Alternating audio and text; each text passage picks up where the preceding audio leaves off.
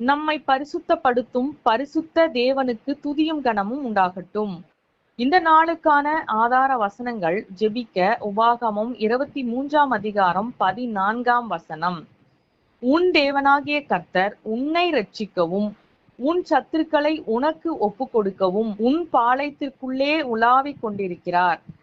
ஆகையால் அவர் உன்னிடத்தில் அசுசியான காரியத்தைக் கண்டு உன்னை விட்டு போகாதபடிக்கு உன் பாளையம் சுத்தமாயிருக்க கடவது.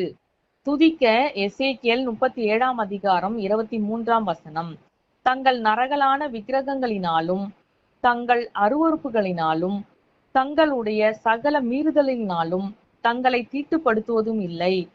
அவர்கள் குடியிருந்து பாவம் செய்த எல்லா இடங்களில் இருந்தும் நான் அவர்களை நீங்களாக்கி இரட்சித்து அவர்களை சுத்தம் பண்ணுவேன். அப்பொழுது அவர்கள் என் ஜனமாய் இருப்பார்கள், நான் அவர்கள் தேவனாய் இருப்பேன். பரிசுத்த ஜனமாய் இருக்கும்படிக்கு கர்த்தரால் அழைக்கப்பட்டு வேறு பிரிக்கப்பட்டவர்களாய் இருக்கும் நாம் ஒவ்வொருவரும் கர்த்தருடைய பாதத்தில் காத்திருந்து ஜெபிக்க வேண்டியது. கர்த்தர் நம்மை சுத்திகரித்து நம்முடைய வீட்டையும் நம்முடைய குடும்பத்தையும் நாம் வாழ்கிற பகுதியையும் பரிசுத்தத்தோடு காத்து கொள்ள வேண்டும் என்றும் நம்முடைய எல்லைகளில் உள்ள அசுத்தங்கள் அகற்றப்பட கர்த்தர் கிரியை செய்ய வேண்டும் என்றும் இந்த நாளில் காத்திருந்து ஜெபிக்கலாம்.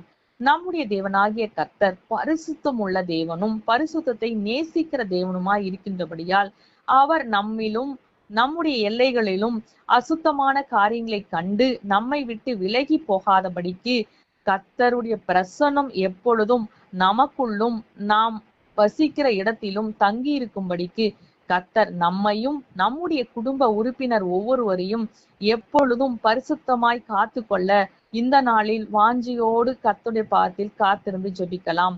நம்மால் ஆன மட்டும் அசுத்தமானவைகளை நம்முடைய எல்லைகளிலிருந்து அகற்றும்படிக்கு போராடி நாம் ஜெபிக்க வேண்டும். மேலும் அசுத்த ஆவிகளின் கிரியைகளும் நம்முடைய எல்லைகளில் இல்லாமல் கர்த்தர் அவைகளை அகற்ற வேண்டும் என்றும் இந்த நாளில் மன்றாடி ஜெபிக்கலாம். துதிக்க வேண்டியது நாம் பரிசுத்தத்திற்காக வாஞ்சியோடு காத்திருக்கும் பொழுதும் பரிசுத்தமாய் வாழ நம்மை ஒப்பு கொடுக்கும் பொழுதும் நம்முடைய தேவனாகிய கர்த்தர் நம்மை பரிசுத்தமாக்கி நம்மோடு வாழ்கிறவர்களையும் பரிசுத்தப்படுத்த உண்மை உள்ள தேவனாய் இருக்கிறார்.